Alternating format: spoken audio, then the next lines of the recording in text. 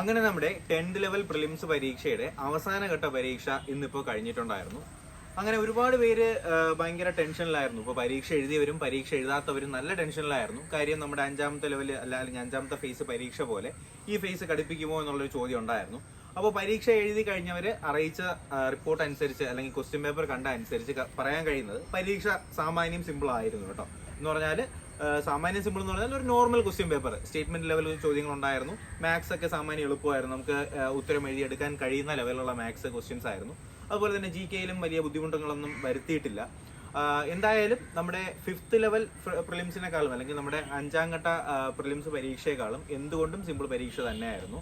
അപ്പോൾ നമുക്ക് എന്തായാലും ഒരു ക്വസ്റ്റ്യൻ പേപ്പർ അനലൈസിസ് ഉടനെ തന്നെ ചെയ്യാം. ആ ക്വസ്റ്റ്യൻ പേപ്പർ അനലൈസിലേക്കുള്ള വീഡിയോയുടെ ലിങ്ക് ഞാൻ ഡിസ്ക്രിപ്ഷൻ ബോക്സിലും അതുപോലെ തന്നെ കമന്റ് ബോക്സിലും പിൻ ചെയ്യാം.